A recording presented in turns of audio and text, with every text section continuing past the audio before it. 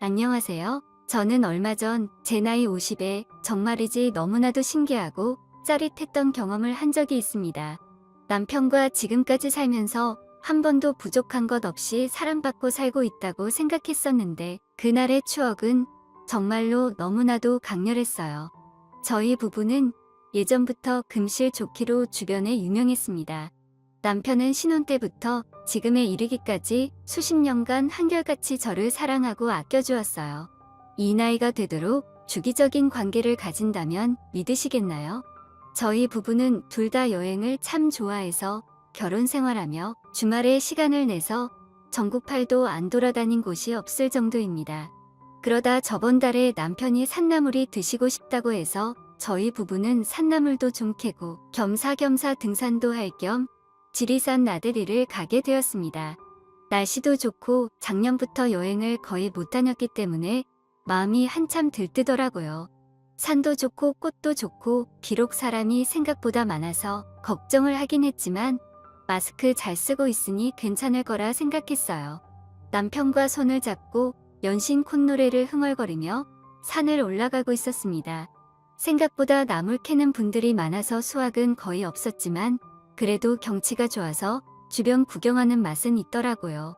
그러다가 제가 잠깐 한눈 파는 사이에 다리를 헛디뎌서 넘어지고 말았어요. 다행히도 크게 다친 곳은 없는 것 같았지만 살짝 발목이 시큰했습니다. 그래도 이 정도면 올라가는데 문제는 없겠다 생각하고 걱정하는 남편에게 나 괜찮아요.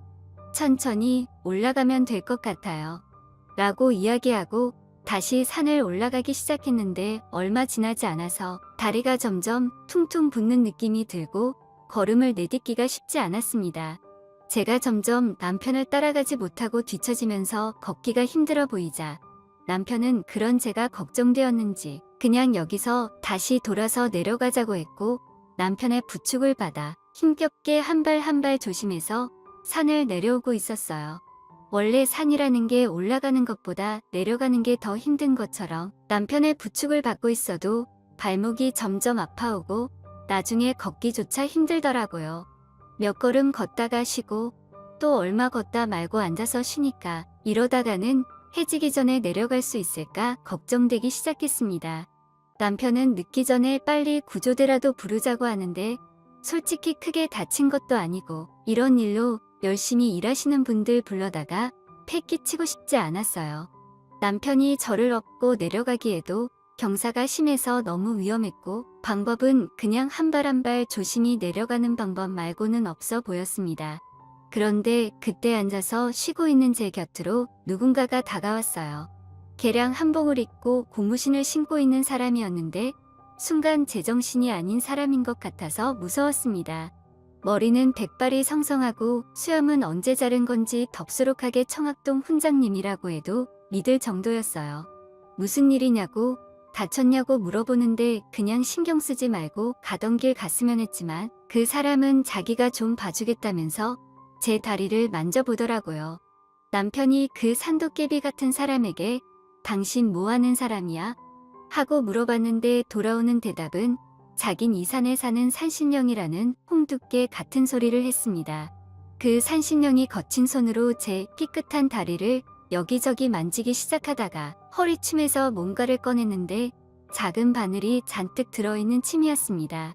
능숙하게 라이터로 소독을 하더니 다친 제 다리에 여기저기 침을 놓았어요.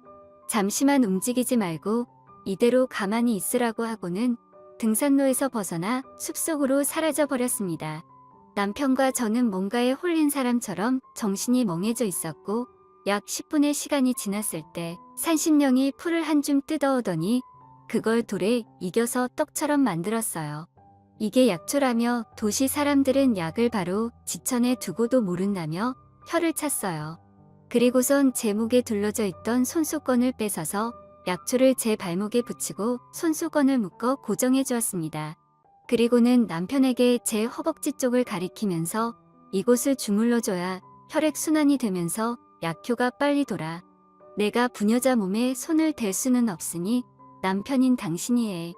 라고 해서 남편은 얼떨떨한 표정으로 제 다리를 주무르기 시작했는데 산신령 아저씨가 옆에서 그게 아니라는 듯 못마땅한 표정을 짓다가 결국 거참, 나와봐. 내가 할게. 사람이 뭐 이리 시원찮아. 그리고는 제 허벅지를 엄지손가락으로 꾹꾹 누르기 시작했는데 제가 마사지를 태국에서도 받아보고 잘한다고 좋다는 곳에서 많이 받아보긴 했는데 그런 느낌은 살면서 처음 받아봤습니다. 진짜 머릿속 정수리 끝까지 짜릿해지는 기분이랄까?